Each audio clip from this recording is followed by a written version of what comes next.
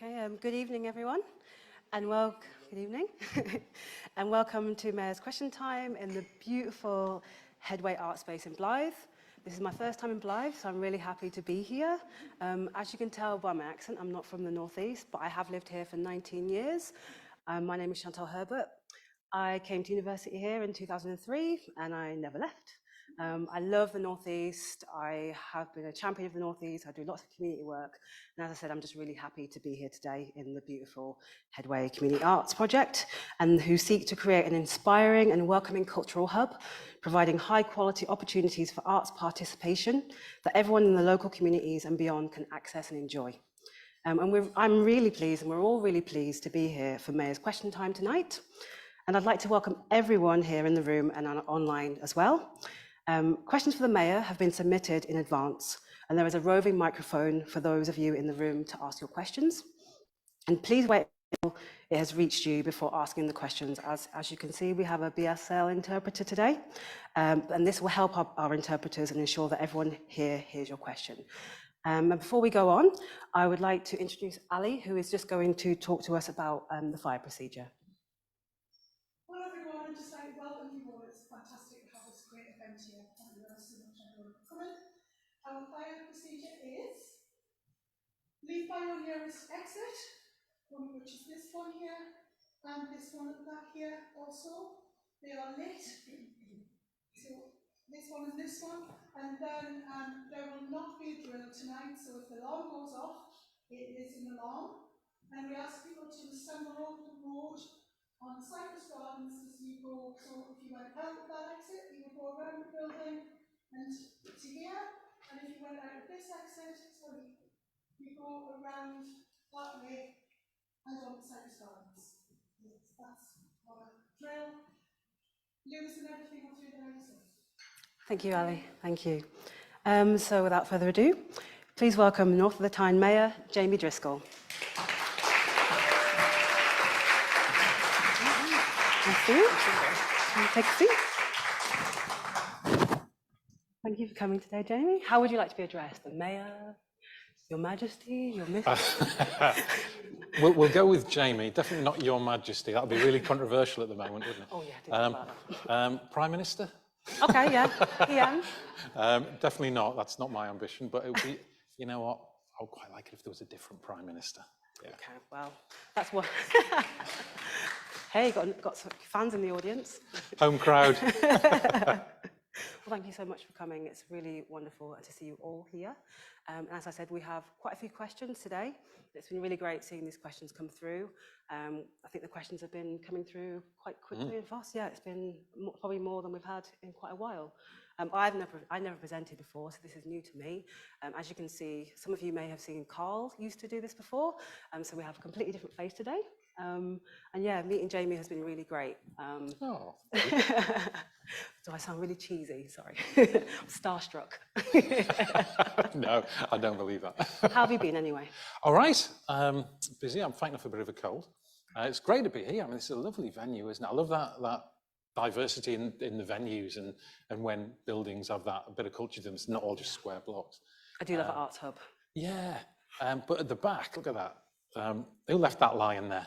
Yeah, if anyone can't see online, there was a huge lion at the back of the room with lots of gorgeous tinsel hair and its tongue sticking out. It's really, it's really, really cool. I wish you could all see it. And so what have you been up to? Well, at the moment, we're dealing with these enterprise zones that government announced. Some people might have seen that we were on the areas that expressed interest. What happened was they got in touch, said, we've got an idea for something about enterprise zones. Do you want to talk to us? And we said, yeah, of course we want to talk to you. And then they published that we are one of the people who's in discussions.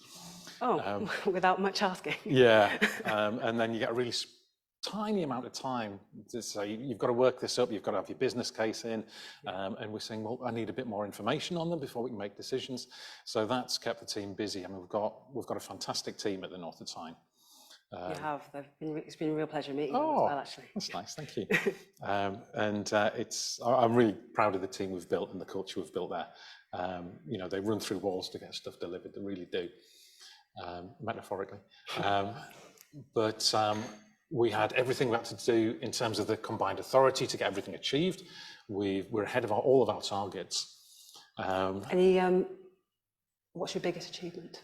For you, the one you're most proud of in the last few months, since your last question time? Gosh, yesterday I was at Verisure. So that's a company that I spoke to when I'd only been there for a couple of months, and we only had a tiny team, and they were looking for a UK headquarters, so the Spanish-based company, and spoke to them. They liked what we had to say, I liked what they had to say, because when we bring in with investors here, it's not we'll have anything. Yeah. So they were saying, what are the advantages? And the team had put all the work together. But it is often they like to meet the mayor or someone to get a sense of what political support they'll get. And the conversation turned to me saying that I don't want bad jobs, I want good jobs. Yeah. Can you tell me your journey in the company? And they said, we all started on the shop floor and worked our way up to directors. And I thought, that's it. These are people who want careers, not vast turnover. That's what they liked about the North East. They've gone from that initial conversation to now they've had to move out of their original premises in Quorum near Four Lane Ends to another building because they outgrew it.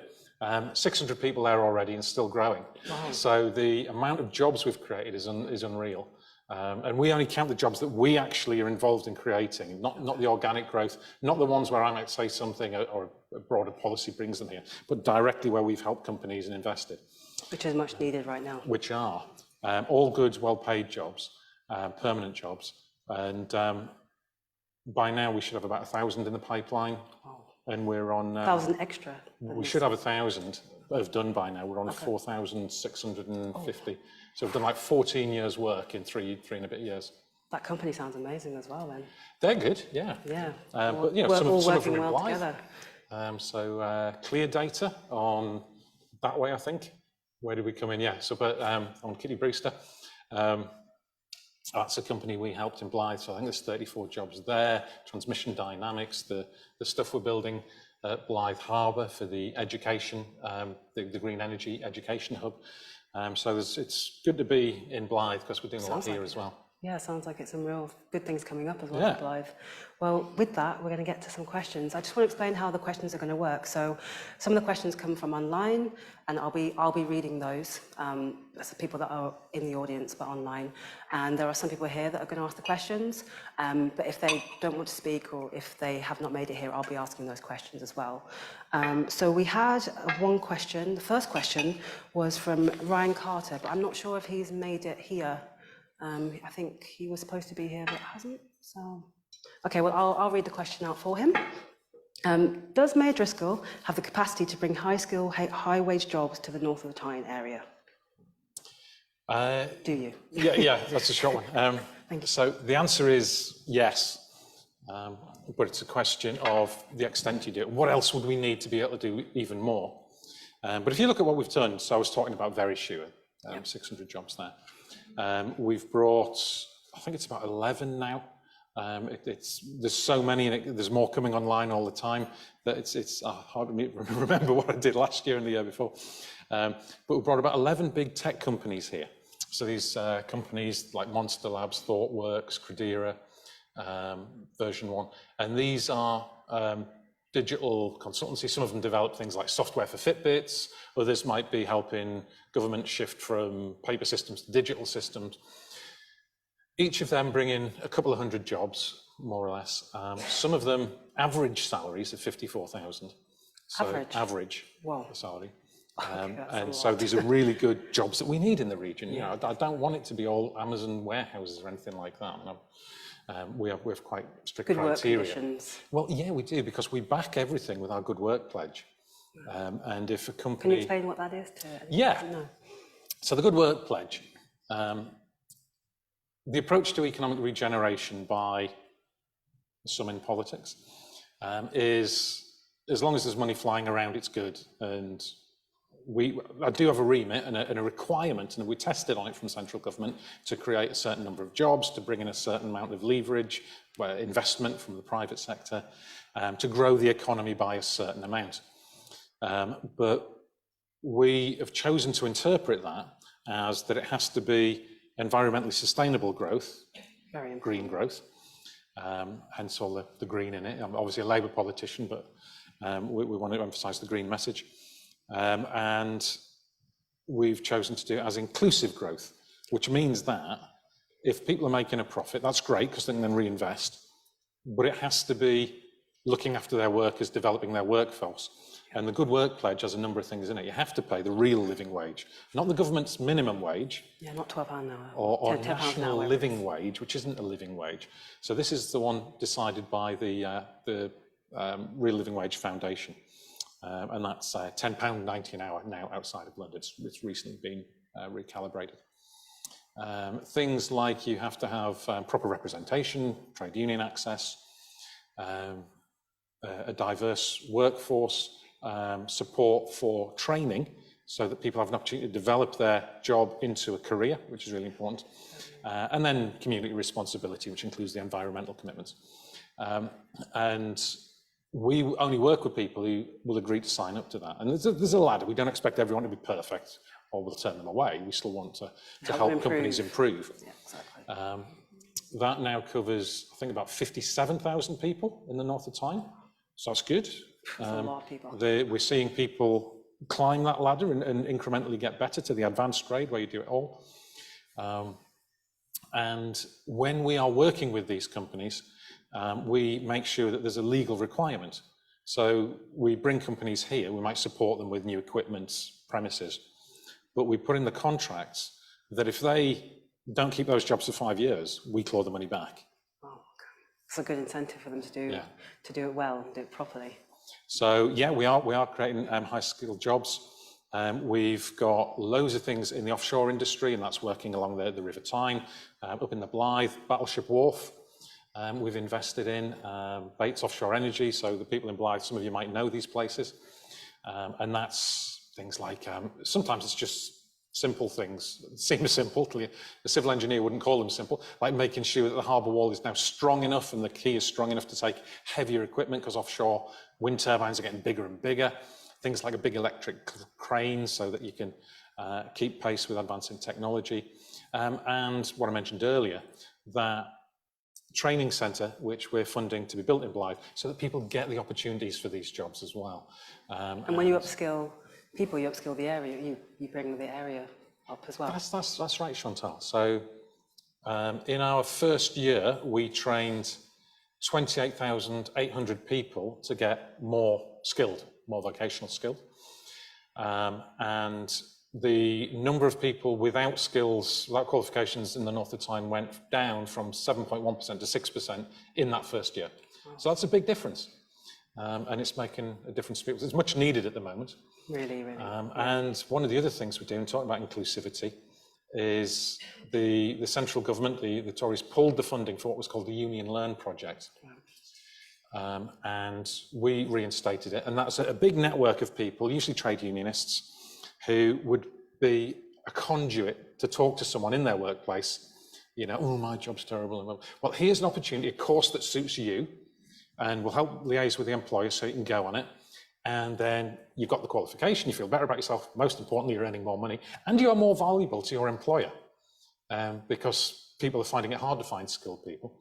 We funded that, it's stronger than it ever was, and working directly with the trade union movement. That's administered by the Northern TUC, but we set up and funded it with them.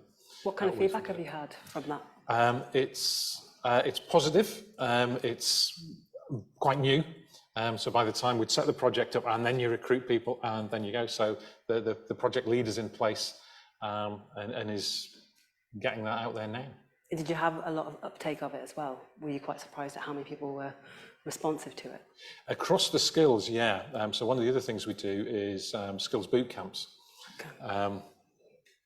I don't know why they're called boot camps, because that makes it sound like it's hard work. Yeah, it sounds like it's endurance, real hard work. Well, it makes me think of a Vietnam War film or something. Yeah. It's not your... Well, like a really heavy exercise class in a park somewhere for you. With someone shouting at you in a deep voice. But these are short-term courses, and they vary, but perhaps the longest will be about 6 weeks. and they're free for people to do. And so it might be a skills bootcamp, how to transition from, you may have worked in a high carbon industry, and to get the skills to then shift from perhaps gas and oil into offshore wind. But it could be a whole range of things. And we've done digital skills bootcamps, because more and more jobs now, if you can't demonstrate not just a basic level of, I can order my shopping from Asda or whatever online, but a high level of skills, it's hard to get a job. So it's helping people get these skills as well. Just interrupt, sorry, I forgot we actually had a question linked to that. Oh, yeah. I think you're answering already, actually. So what are your thoughts on the government's levelling up scheme? And do you believe in the scheme will benefit the North? Do you believe that the scheme will benefit the North of Tyne? I think levelling up was always just a slogan. Yeah. There was, I don't get personal in politics, but I don't think that hands up anyone who thinks Boris Johnson's honest? Yeah, well, there's your answer. So levelling up, was it ever? No, it wasn't. And if you look at the levelling up fund, I think it was about 4.6 million came to the northeast, and more went to the southeast. Fair enough, there's more people in the southeast, I suppose, and I've no problems with people across the country all being supported in a good way. The bigger problem is, why is it only 4.6 million quid through the levelling up fund? What's that difference is that going to make, given that our councils are being cut by 20-30 million each over every year? Isn't it, really? So from that point of view, no. But if the questioner, It's Bradley Winstanley. Bradley. So if Bradley's online, hello Bradley. If Bradley's referring to devolution, which the government did conflate the two. They said, oh, devolution is also levelling up, but levelling up ended up meaning everything in the end, didn't it? But if devolution, then yeah. So devolution is what's created the North of Tyne. Obviously, I was elected as mayor. With that comes a core amount of funding that we can do things with. We've been spectacularly successful in getting good value for money in terms of the outcomes. Lots of things I'm sure will be other questions talking to. Yeah, there's definitely some questions around that. But we've got a load more money for housing, a load more money in for skills. We've won various bids on culture and creative to bring more money in. I would prefer if we just had that funded centrally and we just had the funding and could decide it and didn't have to do competitive bidding. But we've made a big difference. So that has helped. And one of the things I've been doing for the 3 years I've been elected is talking to the people in the local politicians in Gateshead, in South Tyneside, in Sunderland, in County Durham, and saying, look, we need to come together as a region. It is one big conurbation. It's the same travel to work area. When I was an engineer in Blyth, I was working alongside people who lived in Sunderland and Houghton and Durham, and people do drive up and move around, so it is the same place. And negotiating that, and I spent a lot of time talking to lots of different government ministers. I've been through 7 different local government ministers they're turning over. In the last 3 years? Yeah. Okay, well, 7, okay. And lots of different chief secretaries to the Treasury about getting the money in. And there is a deal there. And yes, the local council have to make their own decisions why they want to come with us. I hope they do. I think they do. The noises have been very, very positive. But this is a £3 billion deal for the North East. And everybody said you'd never get the region together, and we're nearly there. And actually what's holding us back at the moment is the turbulence in government. Otherwise, I think it would have already been announced. And there's been a lot of turbulence, and probably more to come. Yeah, indeed. Thank you, that was really detailed. Thank you so much. Okay, so I've got a couple of questions. One should be in person, and I am going to ask you the question. So they're going to be linked together, so we're just going to do both. This question is from Barry in Ashington, who should be watching online. I live in Ashington and have to travel into the centre of Newcastle each day for my job. I don't want to use my car, so I take the bus, but it takes ages. It isn't cheap and isn't reliable, especially in bad weather. Does the Mayor have any plans for making public transport better? And when is the new rail line from Ashington in the town going to open? And then there was a question from Anna Watson, who should be here. We've got a hand up over there.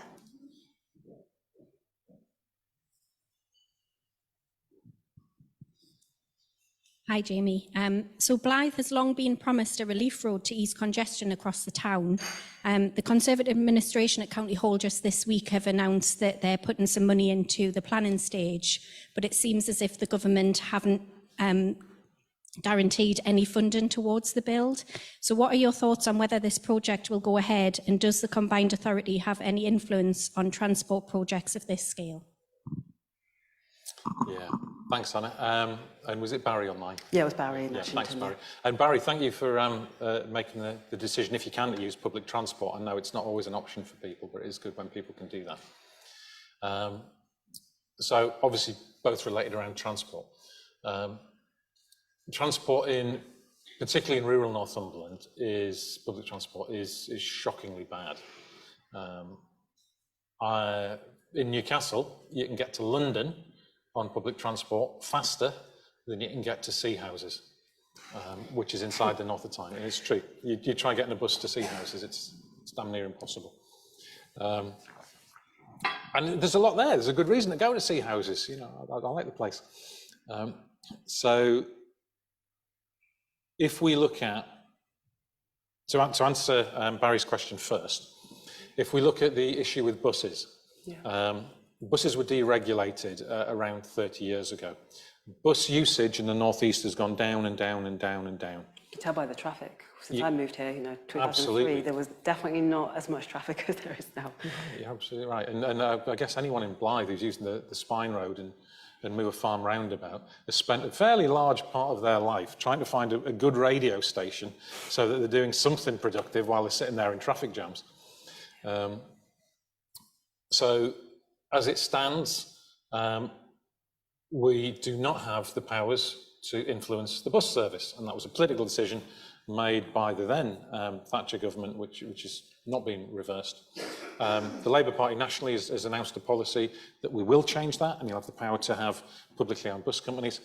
But we're working through something called an enhanced partnership. Now, that's a technical term, but basically that's where you do a deal with bus companies that has legal weight. And it's a bit of a quid pro quo negotiation where you say something like, you guarantee these service levels. One of the things that I was very keen on was joint ticketing. So that... Oh, yeah, that would be so useful. Yeah. So that whether you go... It used to be the case, actually. Yeah, you used to have one bus pass for everything. Where you could go, is sort of in London. But it used to be the case in Tyne and Weir, certainly, that your bus ticket was valid on the metro and vice versa. It was just about getting the person from A to B. So joint ticketing is something actually I'd made progress on before the pandemic, talking to bus companies directly. Then there's something called the Bus Services Improvement Plan, more acronyms, BSIP. But basically what that is we do deal with the bus companies and collectively as all the local authorities and the combined authorities, and then offer them something in return, such as a bus gate. So not far from where I live in South Gosforth, there is one and it's brilliant.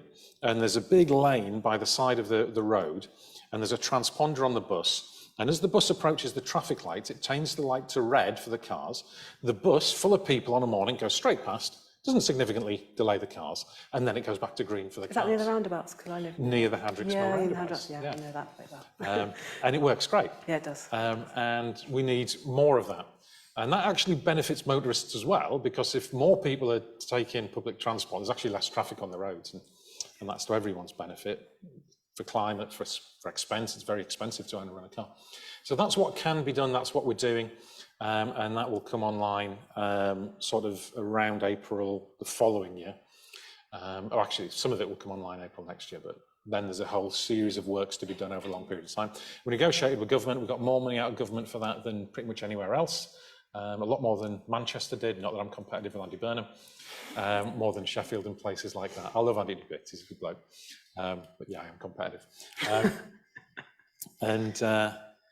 So that's what we're doing on buses. Now, does that help Barry and Ashington? A little bit, not enough, I would suggest. Yeah.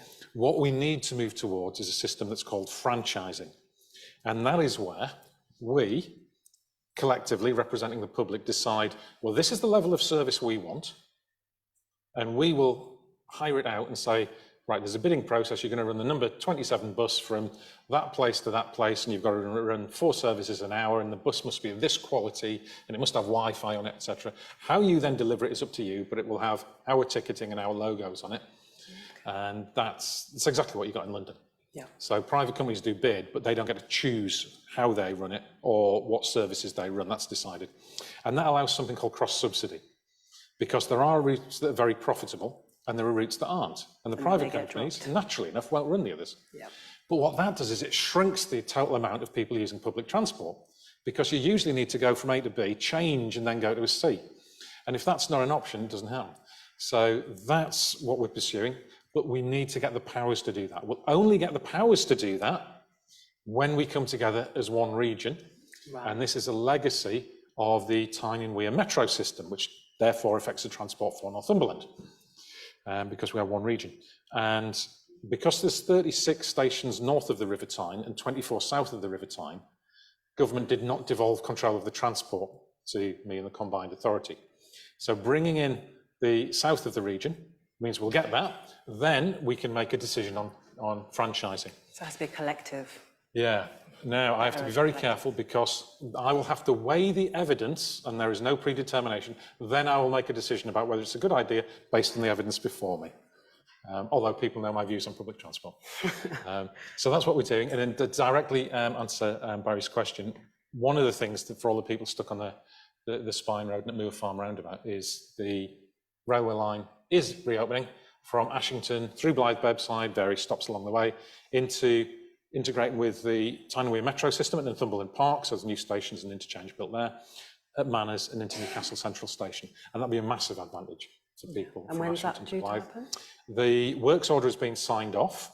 There's a lot of people been pushing on this for a long time. Just seen Ronnie Campbell come in there. Ronnie was been pushing for this 20 years ago.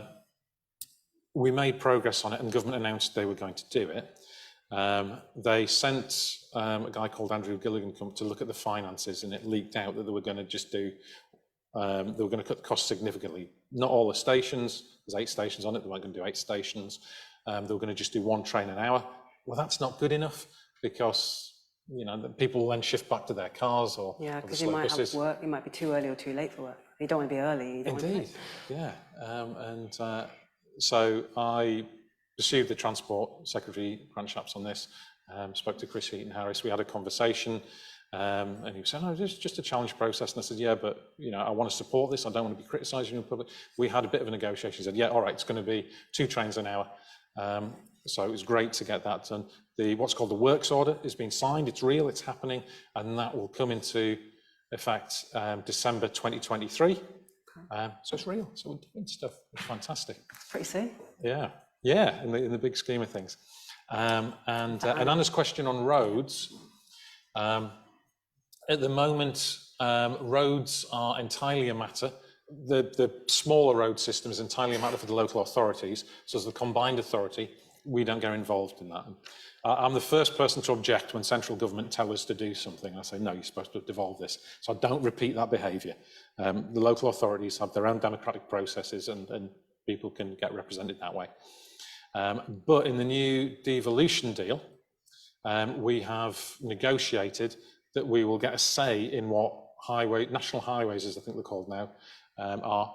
So they often will decide priorities based just on what's called the key route network. And then all the local roads, they don't get the same sort of weight or support, and systems often don't work for the local residents as well as they should. So we will now have a co-partnership in that, where we'll have much more of a say. We still won't get full devolution of it, fair enough, that's one step at a time. So we will be making some progress on that. And also implied in Anna's question was a bit about funding. Are they going to fund this? It was interesting in Prime Minister's questions today. The Prime Minister was asked by Keir Starmer, Leader of the Opposition, is it true that you're going to be cutting public services, public investment? She said, absolutely not. What she didn't say is, and we will keep it the same in real terms, because when inflation's running at 12%, keeping the amount of money the same is still a cut. Yep. So will there be the money there? I strongly suspect not under this current administration. Okay. What can we as the sort of general public do to help that and help you to push these changes? Aside from keeping voting for you. Yeah, this is a combined authority event, not a Labour Party event, so we can't say vote Jamie. Yeah. Lobbying for change. In terms of that, yeah, I mean, it's great there's people here tonight, so it is engagement. It does make a difference when people engage. On the broader subject of everything we do at the Combined Authority, the single biggest challenge I have as mayor is finding good partners to work with. Because I can twist arms, I can get money, I can talk to pension funds and get money, leave it in, and we're in the process of a lot of that. But it's people who are delivering on the ground. So all of these businesses that we've been so successful in creating the jobs with, it's great because we talk to them and we co-design a program, find out what do you really need? And we don't say it's going to be something about tax cutting or tax avoidance or whatever else it might be. It's, no, what do you really need to grow? And it might be something about skills. It might be we need a new factory to move into. Can you help us find one? These are the things, but also on the community side of it. So all of our projects to do with the crowdfunder is one of the easiest to explain. And there's a number in Blyth and South East Northumberland. Blyth Fest is one. So I launched a fund that said, submit your ideas. There's got to be a basic criteria, and it can't be we're just going to have a big party and drink loads of beer. There has to be some genuine community benefit. We've created a website where people can then go out, and if they get a lot of support from the community, we like this, we'll chip in a £5.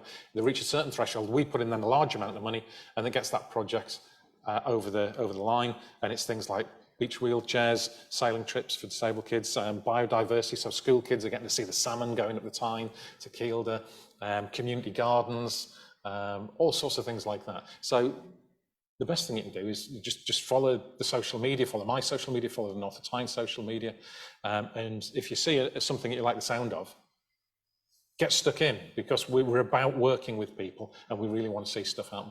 Lots of community engagement. Yeah, Key. yeah. Thank you very much. Not all mayors do that. You're the only one. No. I'm just thinking of another mayor in the northeast. Okay. Should remain nameless, like Voldemort. Who will not be named, or she will not be named. I've got a question from Paul in Hexham, who's watching online. I help at a local food bank, as we know, and food banks are more important than ever at the moment. Okay. And I've never seen things so bad.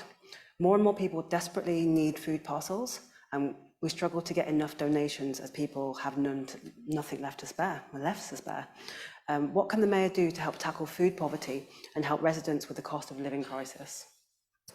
Yeah, Paul, you're absolutely right. I was talking to John McCrory, who runs the West End Food Bank in Newcastle. They're distributing 2,000 parcels a month now, and that's food support for 5,000 people, because a lot of them obviously are families. He was saying they've got about a third of the donations he thinks they need to get through the winter. And I guess that's down from last year. And it's down because people have less money in their pockets to buy food to put into the food bank collection. One of the challenges we have at the Combined Authority is we are quite limited legally in what we can spend the money in. So we've got to show there's an economic benefit, basically. We're doing so well on that we get a little bit of leeway. And we push the boundaries, and I push the boundaries of central government, because we're delivering. They're actually usually quite happy. The civil servants are, even if the ministers aren't. And we also give the widest possible interpretation to economic benefit. So I did have a conversation with the minister who was saying, yeah, but the way to growth is to invest more in research and development, and then down the line it will create more high-tech jobs. And so that's true, but the kids who are hungry right now at school won't be learning. They're not going to get these jobs. So unless I'm fixing that at the same time, we're never going to get to where we need to. And so it's that pushback of saying we're doing it. So things we've done already, was it Paul? Yeah, with Paul, yeah. Paul, is we already have operational our child poverty prevention work. And we are working across 90 schools in our region. So that's a lot of schools. And there's a number of parts to this on poverty-proofing the food day. Poverty-proofing the school day, and food's an element. But one of them is school uniform poverty. Oh. So as someone with a school-age son, you get it. Oh, it's so expensive, and everything has their logos on it. So you have to have, even the school jackets they go to school, from October to, say, March, April, they have to wear school jackets with the logo on it. If they don't, they can be put in isolation for the day. Yeah. You know, and it's £30 for a jacket. And then they have a jumper, they have a polo shirt, all logos. And also the logos are a year, for the school year, they change colour. So you can't donate them down to the next year. So you have to wait 4 years until they're donatable again. So people just chuck them away, or they just sit in drawers. And I don't understand why you have to have a school jacket with a logo on it, you know, and why can't they have badges that you can take off and then these things can be donated? You know, it's really old thinking. And I've heard that same story so many times, Chantal, yeah. Parents unable to give it from the older sibling to the younger sibling. Yeah, or friends, you know, I can't pass it to anyone. And One of my PE friends... bags and the book bags. And, so one of the things is we're working with, and this is more awareness than anything else, rather than direct funding, is don't do that. Don't put logos on it. So if you want to get it from Asda George, can. Look, I get that they want kids to be smart and functional and don't want arguments about some kids have got the latest designer stuff and other kids can't afford it. Which I also think is a myth now, because schools are really, when I was younger, like 30 odd years ago, trainers were really expensive. Night trainers were £100, £200. But now Primark or shops like that, you know, kids actually don't really have this idea of fashion like we used to. You know, they'll buy £10 shoes. Not that many kids are getting bullied about their clothing anymore, because clothing's made so cheaply now that it's actually quite accessible. It's cheaper for me to buy a t-shirt than it is to buy a school shirt. I love that idea that you thought I was once fashionable. That's not true. Well, you know what I mean, though. I mean, you know, things have gotten so cheaply made, it's actually cheap to buy everything, cheaper now. But school uniforms actually more expensive for me to buy than to buy my son a pack of t-shirts. So, you know, I think that idea of, oh, we do this now because we don't want kids getting bullied, or it's not like that anymore. It's a little bit, particularly with the Academy Trust, I think it's a little bit of, you know, branding, isn't it, for the It's branding, and also I think it's these companies the school uniform companies are making so much money, you know, there's no incentive for everyone's making money from different pockets. And really what's the incentive? And it shouldn't be coming out of... Yeah, you know, £30 for a school shirt, that's someone's food budget for a week. And that makes a huge difference. And if you know you've got 3 or 4 kids every year, that could be £300-400, £500-600 out of your pocket to worry about. Absolutely. And Christmas comes not half far after that, so there's all of these things put in place to hinder you from actually being able to afford school lunches or to afford anything. And that's the other thing. So other things that the team are working with in the schools is about school trips or after school activities or whatever else it might be. And I've heard some harrowing stories where rather than say, I can't afford to go, kids are truanting for the embarrassment and then missing out on the rest of their education. So it's about just that sensitivity of it. There's other things we're doing, multi-generational cooking, which is great, you know, when you've got grandparents and the kids and the parents all together. But then they get a slow cooker, so they're learning how to cook things cheaply, and the kids are learning that as they grow up as well, which is great. I mean, my mum made sure I could cook before she... Yeah, I had to cook. My mum had to work, so I had to learn to cook very. But that's not always the way. So that's what we're doing already, and a whole range of other things, including supporting people with advice. Because a lot of people, the benefit system is very complicated, especially with the universal credits all over the place, making sure people get the advice and they are getting the support they need. And this is, you know, economically very, very successful. For every pound you spend, you get about £35 benefit back in return for this. So it's bringing more money back into our region, supporting these families directly who in most need of support. And then things like working with employers to make sure that they're not putting expense onto the parents of the kids. And that can be similar things with work clothes and any number of, you know, you realise that because of this change in your working practice, you're now requiring people to have high-speed broadband. They might not have that, and what you're doing to support them. And by and large, employers love finding this sort of stuff out because they think, oh God, yeah, we do want to keep people, we want to retain people, and we don't want low morale.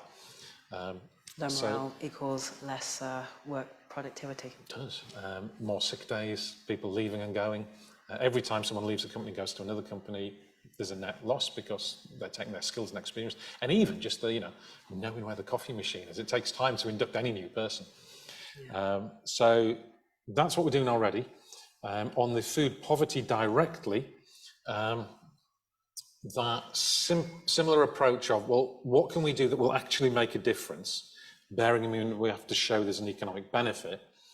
So I convened all of, across, I mean, not literally everyone, but representatives from across the region, with those who are dealing with food waste, like Fair Share, when a company's overproduced, they make sure it goes to community cafes and kitchens and food banks. A number of people from the food banks, the Trussell Trust, who are the umbrella organisation for a lot of food banks, but not a lot of the smaller ones. People from the voluntary sector.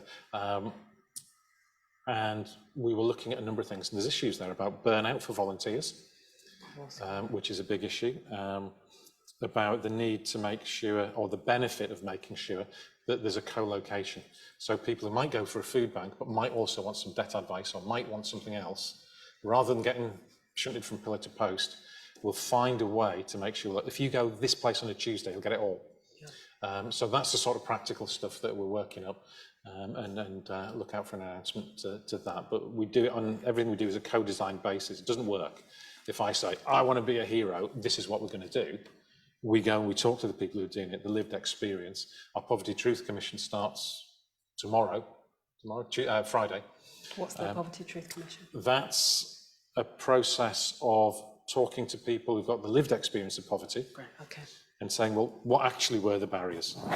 Obviously, you didn't have enough money. Yeah, but how did that transmit? What were the things that wouldn't be obvious to someone who isn't short of money, that stopped you going about your life, that suddenly made you have to take something take 5 hours that might take 20 minutes if you had a mobile phone, whatever else it might be. So it's about learning from those people with the lived experience, and then getting to pass on that advice and lived experience. Designing better policies that make more difference. Yeah. So whilst maybe the budget you don't have isn't there as such to just feed people, you could actually give them the skills to be able to kind of, but which is actually more useful than just chucking money at people and just saying, here's a bit of money for you to last on for a bit, and then, but you're not actually going to learn anything. We're just going to give you a few pence, and then, back to square one again. And the final point of Paul's question, of course, is the number one thing you can do is make sure people have got a bigger income.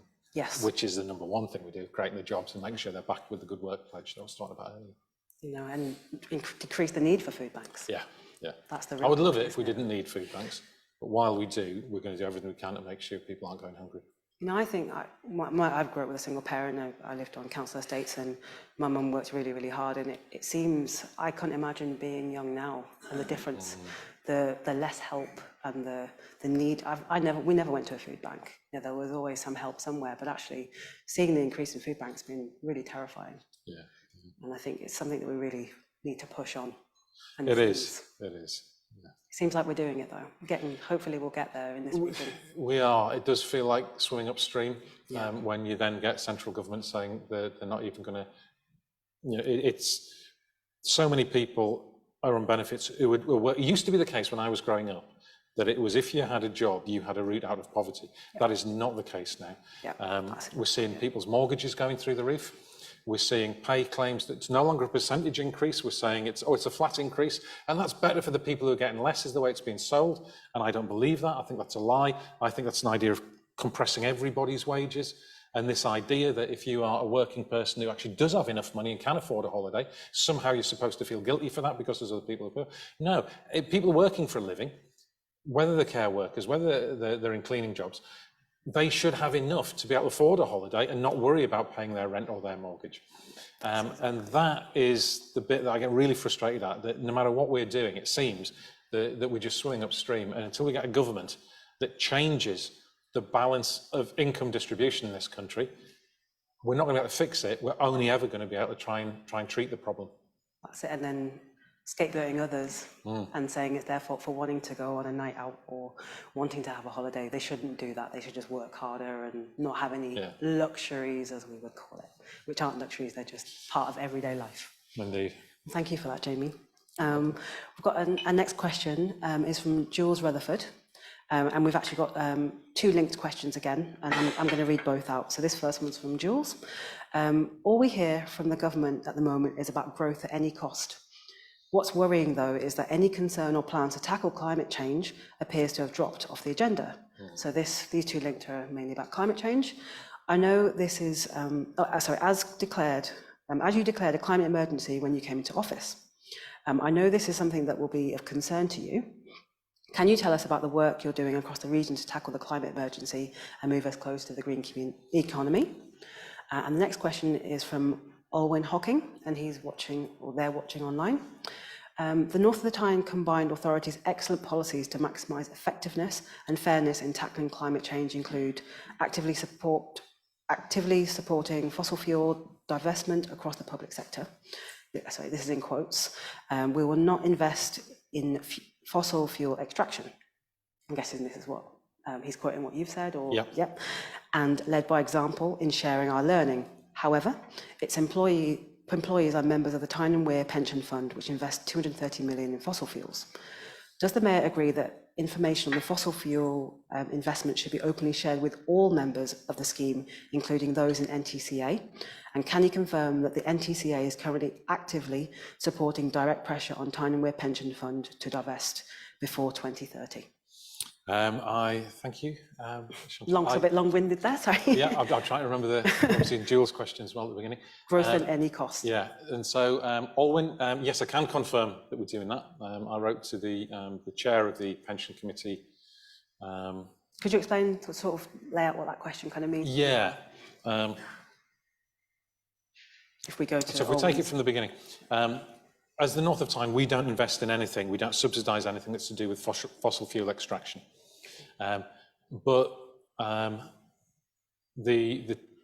as an organisation, we use some of the services of the existing local authorities who are part of our combined authority, one of which is the payroll system. Okay. So everybody who works in the combined authority, which is led by me, their pay slip actually comes from Newcastle City Council. And rather than us setting up a pension, it just wouldn't work. You can't set up a pension scheme. It's a good pension scheme with 60 people. So we just piggybacked the Tyne and Weir pension scheme. And that is administered by a board. They obviously have fund managers, and the board sets the strategy. And it's true that they still had some, there's about 3% of it, I think, was still in fossil fuel investment. So 97% was, but 3% isn't 0%, which is where we need to get to. And so I'd had various discussions, and my team had looked at it and basically wrote to them and said, you've got to do better. I can't remember exactly word for word what I said, but it was, it's good that you're making progress, but progress isn't the same as reaching the destination. They have moved towards, they've changed the commitments and they're better than they were. They're still not where they need to be. And that's not an investment, it's where our staff pensions go. And obviously everybody, I would hope, certainly in this room, is pleased that our staff have a good pension scheme. But we don't make any investments in fossil fuels. And in terms of there's a campaign by some of the pensioners who are in that pension scheme, and I wrote them a supportive letter and have supported their posts through social media and things like that. So that's just a yes. So we're on that. And in terms of Jules's point, it's notable that, again, there was a lot of talk about going green in the run-up to COP26. That seems to have indeed there and gone.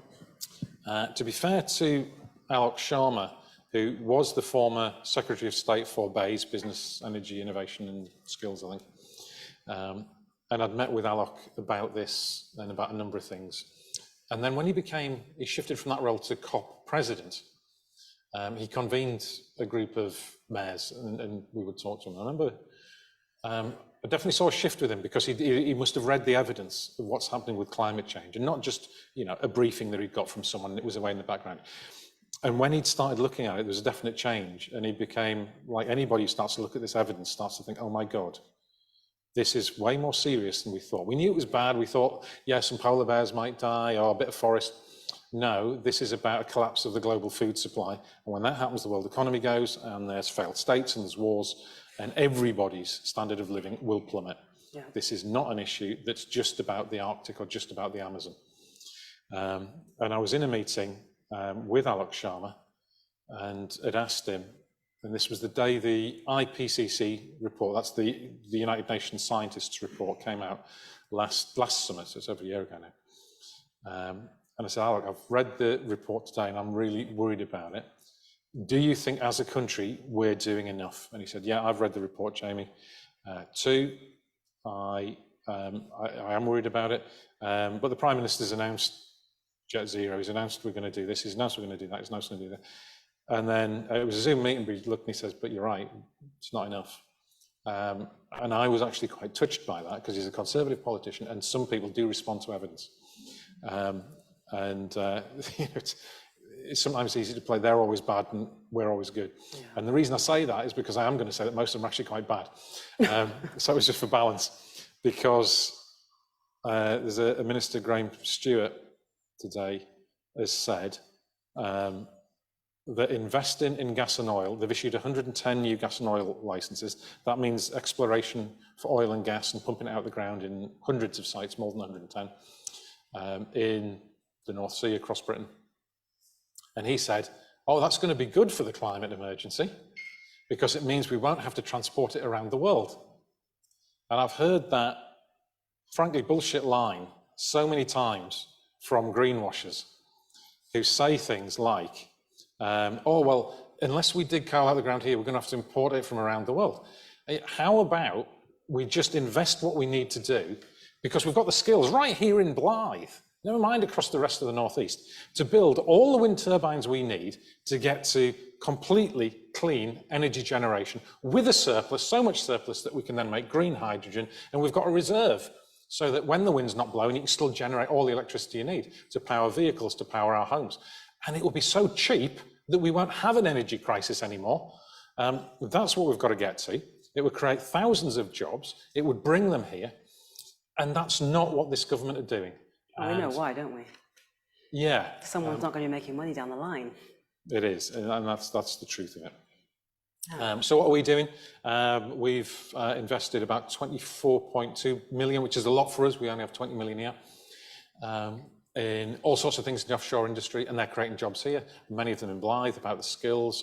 Companies like Transmission Dynamics. We've got something called the TIGGER program, which is a great name, and that works specifically with people in the renewable industry to help them overcome the barriers they need to get products to market, then getting exported all around the world, making benefits in terms of jobs here, but decarbonising energy. We've got the British Volt factory, which I really hope comes off. We're not directly investing in that, but we support them and help them, and I lobby to government and help put them in touch with people. If I'm at an international investment conference and I'll see someone who's for batteries, and I'll say, are you aware of British Volt, and put them in touch, things like that. And then there's so much we're doing with smaller firms, whether it's companies that do cycling holidays or joinery services. And so we help them invest in digital systems so they're wasting less material. And that's the sort of stuff you can do on the ground that makes a difference. Until, though, we get the funding we need to do retrofitting of houses and decarbonise the transport system, again, you know what, you're taking on a tank with a pea shooter. Yeah. And we need a government that will do these things properly. And the reason I put the balance in and said that, that some Tories get it, is because what I'm about to say is the Labour Party made a commitment that by 2030, should the Labour government come to power in the next couple of years, we will invest and have 100% green electricity in this country by 2030. So it's about making those changes in the future and getting the right people in power. There's things I can do, but there are things that I don't have the power to do. Yeah. I'm good at getting government to give us more power, but not fast enough. We all know what to do, don't we?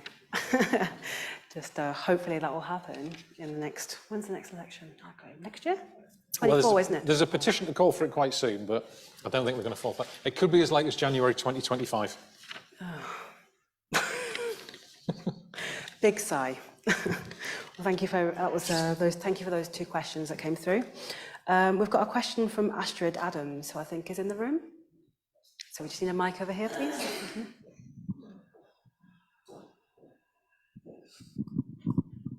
Good evening. This isn't a question about Blyth, and I hope it's not too political, but I was at the Enough is Enough rally a couple of weeks ago, And it struck me that while people are being encouraged to join unions, to oppose what's going on at the moment, there's not a role, it doesn't feel like there's a role for retired people or an organisation that you can join that makes you feel part of something. And I just wondered if you had any advice for people who can't join a union to help them to group together to have more power, more voice. Thank you. Thank you, Astrid. That's a really important question, Astrid, yeah, because the more diverse the movement is, the stronger it is.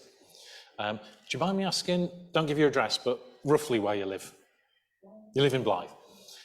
So in the room now, I'm sure, well, I know for certain, there are many representatives of Blyth Labour Party, so I don't know if you're in the Labour Party. You're in the Labour Party. So that's something people can do. Other political parties are available for the purposes of balance. I'm in the Labour Party, you know, make your own decision. But you can join Unite Community as a trade union, which accepts people who aren't in direct industrial employment. By industrial employment, I mean any workplace. So this will be available back to watch again online, so if you can't write it down... Yeah, and we'll get one of the team to give you the information. And never apologise for being political. I wish more people were political, because engagement in how we run our country leads to better decision making. And then there's any number of other organisations, campaigning organisations. So, you know, maybe you want to join Greenpeace. My younger son's in Extinction Rebellion, and I'm very proud of that. That he's politically active and making decisions about his future and trying to influence them. People might be in tenants associations or campaigning for fairer housing, like Acorn. Yeah, Acorn. I was going to say Acorn. They're a great organisation. Indeed, and they're quite active in terms of things like member defence. You know, if you have a particularly unscrupulous landlord, they will turn up and picket and start to give people very practical advice. And organisations like the People's Assembly. And the reality is, actually, Astrid, that I think the majority of activists, apart from workplace trade unionism, are actually retired people. Because work for so many people now is such a slog that they're knackered when they're finished. And if you go home and you've got to cook kids for the tea for the kids and you know, lay out the school bed and say, have you done your homework? And not, have you really done your homework? And all of these sorts of questions. It is often the case that it's retired people who keep these organisations going.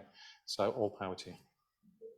Thank you very much. I say I'm quite big in activism in certain ways, and it is absolutely exhausting. You know, I spend a lot of time, nighttime, 12, 1 in the morning, doing things, but I can because I only have my son every other week.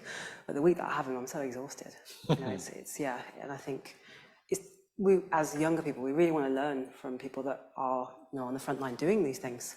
And I think, you know, another thing would be really great is to engage in younger communities as well, if you can. You know, engage in organisations with young people that are doing activist young groups as well. That's super important. And diverse groups as well, inclusive, diverse groups, because you learn a lot of things you learn about the world is when you come outside of your own box and engage in completely different communities. And there are a lot of them out there screaming for help. They really need that help, and they don't have the funds, and the people that they could help them don't have the time to help them. So, you know, if there are retired people who do want to help, they would happily take that, I think. But it's about, coming out of your network and engaging with more groups. Okay, thank you very much, Astrid. That was a really great question, thank you. I've got a question from Kim Tate, I think, who is in the room. Hi, thank you. I think it's important to reflect on our own biases and areas where we have been mistaken in the past. Could you identify an area you can recognize as a bias in an approach to your work? In an approach to your work, and where your opinion changed due to a new perspective? Can you? Hopefully. One of the challenges of bias is where it's unconscious bias. Of course, it's unconscious, so you can't. And the defense mechanisms that self-aware people do is they ask other people. And they ask other people's opinions and they listen. I don't want to unpick the semantics of it, but I don't think there's anything wrong with bias. In fact, the whole point of being a politician is that you have a bias, you have a value system that you bring to it, which is how you make the decisions. And I think often it's quite destructive in the media, as if there is some neutral, moderate, middle position that is the right one, and then other people are biased, because that's just, you just look through history. The unbiased position 150 years ago was that women weren't capable of voting, and were capable of making those decisions. Go back another 100 years before that, we had slavery. Go back another 100 years, a couple of 100 years before that, we had serfdom for everybody unless you were a nobleman. So there is, whatever the prevailing culture is one of bias, and you've got to accept that. And I'm biased towards policies that are going to change the balance of economic prosperity so that people who are missing out aren't. I'm biased in favour of policies that are going to end hunger. I'm biased in favour of policies that are going to give working people a bigger share of the pie. I'm biased in favour of policies that are going to make sure that the people aren't living in damp, cold housing or are homeless. I'm biased in favour of policies that are going to lead us to an economy that isn't destroying the planet. So there's that side of it. And I was, 48 before I became a politician, so I had a fairly long period of working up those value systems. But the interesting thing, I mean, the side of it is about many ways to interpret your question, Kim. But in terms of, if we just look at the last 3 years that I've been there, what I have seen, so it's not so much things where there was any particular bias about groups or people and things like that. They're quite a diverse trajectory through life. I'd ran sports organisations, I'd ran businesses, I'd been very actively involved in anti-fascist work and politics, so I'd seen a lot of different aspects. What I have picked up is a number of things about politics. I think, like most people, you kind of assume that people in positions of power are well informed and know what they're talking about. And that's a bit hit and miss. There are some across the board who are on the detail, who are hardworking, and there are others who just aren't. I'm a sort of a hate the sin, love the sinner kind of guy. And you can have people who are doing things wrong. You think, yeah, all right. Everybody has a story of how they got to where they are. And you've got to not prejudice. So prejudice is the thing that I think we need to be more aware of, perhaps rather than bias. Yeah. Is there anything that's completely changed? Well, seeing, I loved political drama. I loved Yes Minister, and I loved the thick of it and things like that.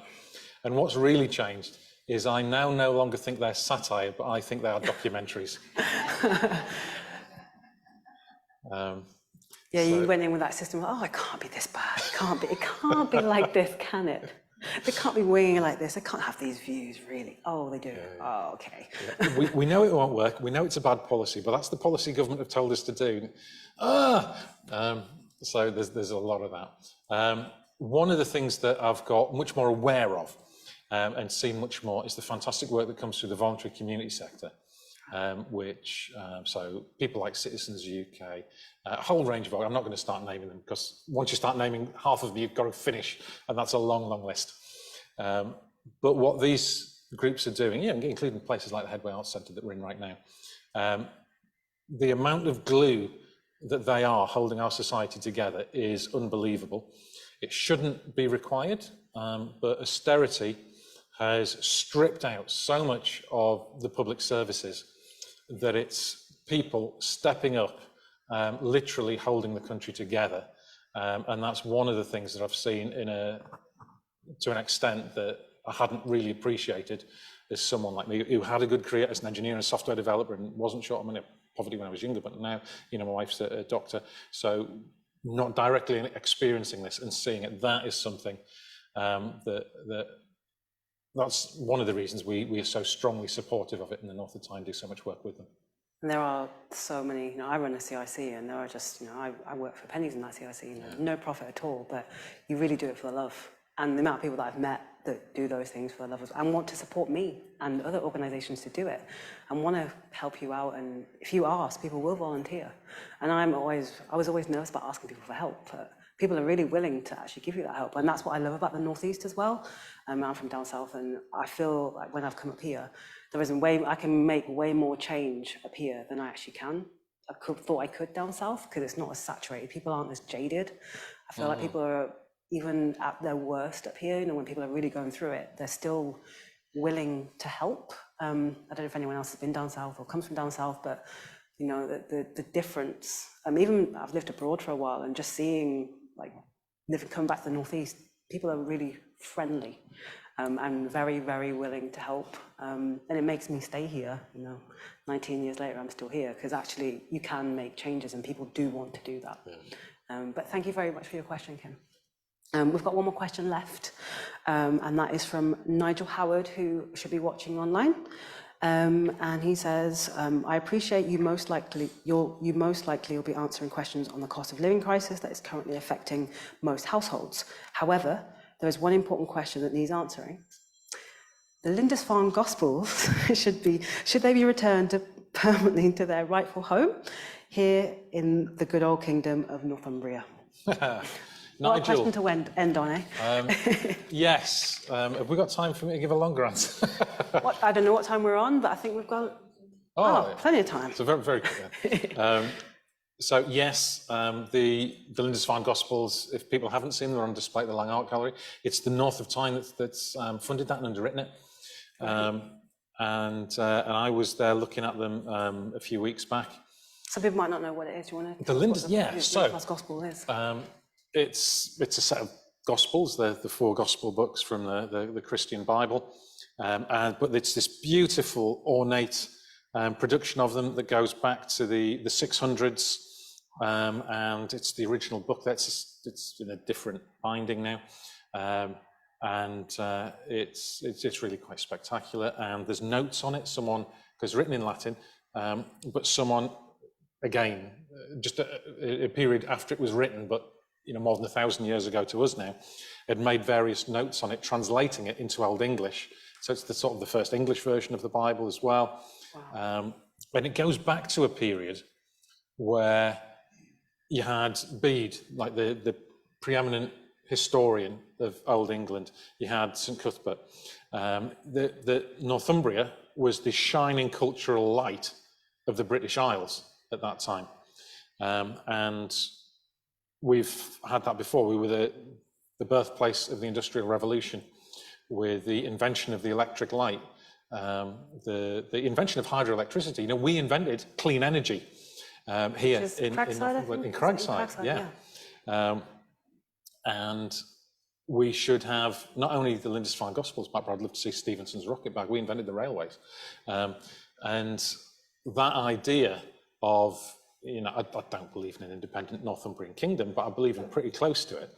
I would love us to have Devo Max, on something like the Scottish model. I'm not particularly interested in the governance, but I think we should have the powers to make the decisions here. We should have the power to keep our money. We should have the power to run our economy in our interests and not in the interests of hedge funds based in the City of London or the Cayman Islands. And I think this is all part of it.